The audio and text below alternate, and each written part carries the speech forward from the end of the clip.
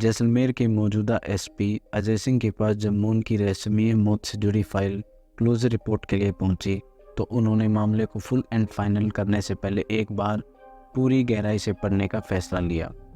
लेकिन इसी कड़ी में जब उनकी नज़र अशबाक मून की पोस्टमार्टम रिपोर्ट में लिखी बातों पर गई तो वो हैरान रह गए। वाओ! बात अगस्त 2018 की है। राजस्थान के शहर जैसलमेर में एक बाइक रैली का आयोजन किया जाना था। उस रैली में हिस्सा लेने के लिए देश विदेश के तमाम बाइकर्स पहुंचे थे।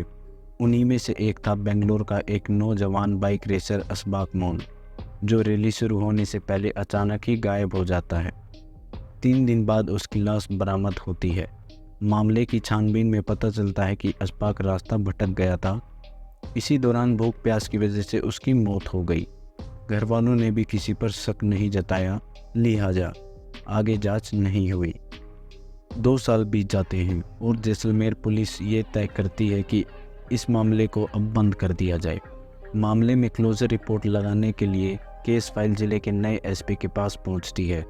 एसपी मामले की फाइल को एक बार पढ़ने की बात करते हैं और बस यहीं से बाइक रेसर अशबाक मून की मौत के मामले में एक नई कहानी का आगाज होता है। तो अब बात पहुंचती है 16 अगस्त 2018 जैसलमेर। देश के पश्चिमी छोर पर बसे उस रेगिस्तानी शहर में पर्यटकों का ही नहीं बल्कि दुनिया भर के रैली स्पोर्ट से जुड़े एथलीट्स का एक अजब सा लगाव रहा है। जैसलमेर के उतार चढ़ाव भरे रेतीले टीलों के बीच हर साल होने वाली मोटरसाइकिल रैली में हिस्सा लेने 20 बाइकर देश के कोने कोने से पहुंचते हैं। बेंगलुरु के रहने वाले इंटरनेशनल बाइकर अशबाक मून भी उस साल अपने दोस्तों के साथ इसी रैली में भाग लेने यहाँ पहुँचे थे। रैली से पहले 15 अगस्त को उन्होंने दोस्तों के साथ ही राइडिंग ट्रैक का जायजा लिया था और फिर अगले ही दिन वो अपने 3 से 4 दोस्तों के साथ इसी ट्रैक पर प्रैक्टिस करने निकल गए थे। मगर 16 अगस्त को सुबह से शाम हो गई। एक एक कर अशबाक के सारे साथी शहर में अपने अपने कैंप में वापस लौट आए, लेकिन अशबाक का कोई पता नहीं चला। और तो और उनका मोबाइल फ़ोन भी लगातार आउट ऑफ रीच आ रहा था और ऐसे में उनका इंतज़ार करने के सिवा खुद उनके दोस्तों के पास कोई चारा नहीं था। अगले दिन बात पुलिस तक पहुंची और पुलिस के साथ खुद मून के दोस्तों ने भी उनकी तलाश शुरू की, लेकिन कोई फ़ायदा नहीं हुआ। इस तरह 2 दिन गुजर गए और आखिरकार 18 अगस्त को वो हो गया जो बेहद अफसोसजनक था। सुनसान रेगिस्तान में मून की तलाश में जुटे उनके दोस्तों की नज़र रेगिस्तान के रेतीले टीलों के बीच पड़ी मून की लाश पर गई, जो तेज़ गर्मी और सूखी हवा की वजह से काफ़ी हद तक ख़राब हो चुकी थी। मून की लाश के पास ही उनकी बाइक भी फिर स्टैंड पर खड़ी थी और बाइक में मून का हेलमेट भी लटक रहा था।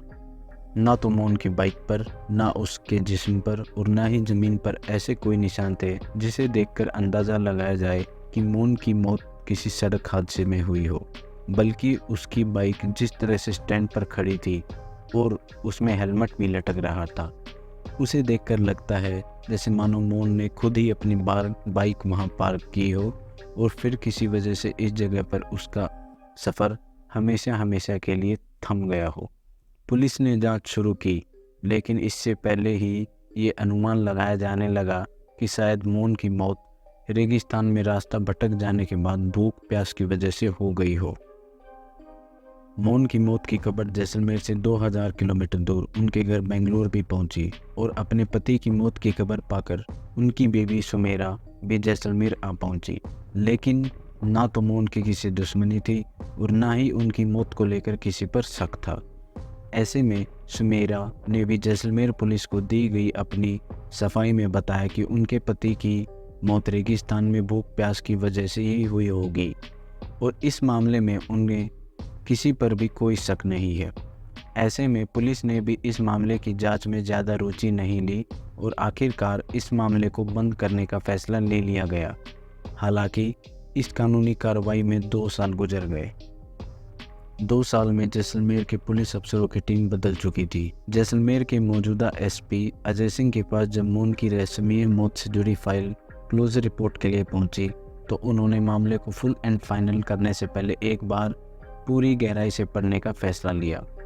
लेकिन इसी कड़ी में जब उनकी नज़र अशबाक मून की पोस्टमार्टम रिपोर्ट में लिखी बातों पर गई तो वो हैरान रह गए।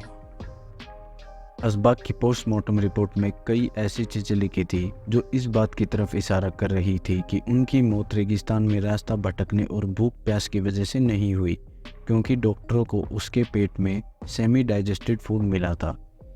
और मेडिकल एक्सपर्ट्स की माने तो जब इंसान के पेट में सेमी डाइजेस्टेड फूड मौजूद हो तो इंसान की मौत नहीं हो सकती। ऊपर से जिस दूसरी चीज़ ने पुलिस को हैरान किया वो था मौन की सर्वाइकल वर्टिब्रा में चोट के निशान। असल में मौन की गर्दन की हड्डी टूटी हुई थी और बस यही उसकी मौत की वजह नहीं थी, क्योंकि आमतौर पर ऐसी चोट लगने की हालत में या तो जख्मी व्यक्ति की फ़ौरन ही मौत हो जाती है या फिर पैरालिसिस का शिकार हो जाता है और चलते फिरने के काबिल नहीं रहता। लेकिन जब मौका वारदात पर एक्सीडेंट जैसी कोई बात नज़र नहीं आ रही थी, उनकी मोटरसाइकिल भी उनकी लाश के पास स्टैंड पर खड़ी थी, तो फिर सवाल ये था कि आखिर उनकी गर्दन की हड्डी कैसे टूटी।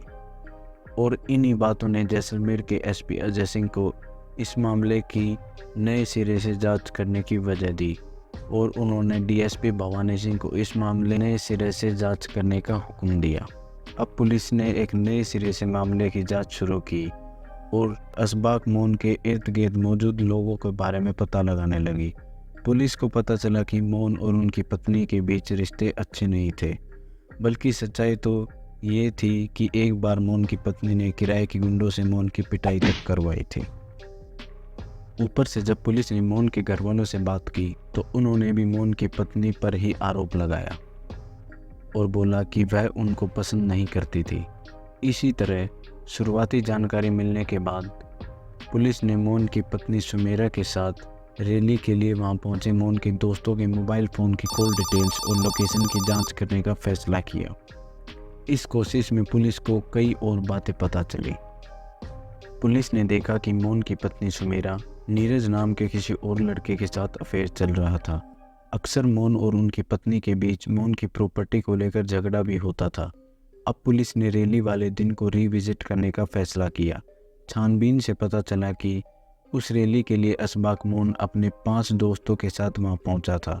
रैली से पहले असबाक के दोस्तों ने 2 रूट्स पर प्रैक्टिस करने का फैसला किया था और साजिश में शामिल दोस्तों ने असबाक के साथ एक रूट पर जाने का फैसला किया और बाकी 2 विदेशी बाइकर को दूसरे रूट पर रवाना कर दिया। इसके बाद असबाक तो गायब हो गए, लेकिन बाकी दोस्त एक एक कर शहर लौट आए और ये भी उन पर शक करने की एक बहुत बड़ी वजह थी। अब पुलिस ने इन तमाम सबूतों की रोशनी में असबाक की बीवी सुमेरा और उसके दोस्तों को गिरफ्तार करने का फैसला किया, लेकिन कई बार नोटिस भिजवाने के बावजूद भी ना तो उनकी बीवी और ना ही उसके दोस्त राजस्थान पहुंचे।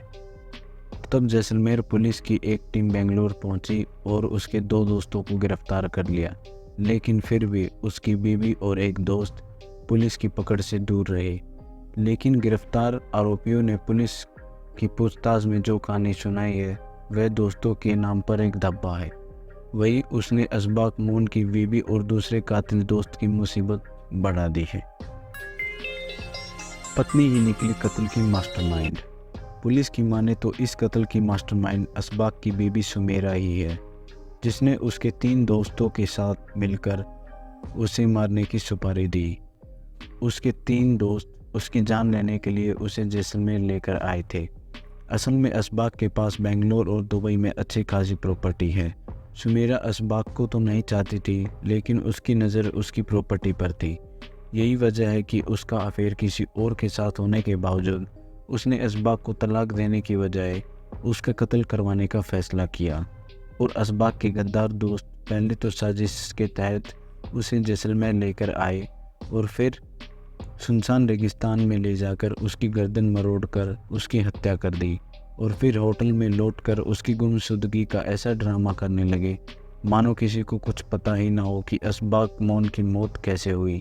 लेकिन आखिरकार 3 साल बाद जब मामले की नई सिरे से जांच हुई तो सच्चाई सामने आ गई और अब तकरीबन 4.5 साल बाद राजस्थान पुलिस ने आखिरकार उसकी बीवी को बेंगलुरु से गिरफ्तार कर ही लिया। वो अब तक अपने मोबाइल फ़ोन की सिम बदल कर अपनी लोकेशन चेंज कर रही थी, लेकिन लगातार पीछा करती पुलिस ने आखिरकार उसे दबोच ही लिया। फिलहाल एक मुजरिम अब भी पुलिस की पकड़ से बाहर है। शाहगढ़ थाना पुलिस उसकी तलाश में जुटी है। आशा करता हूँ कि आपको हमारी वीडियो पसंद आई होगी।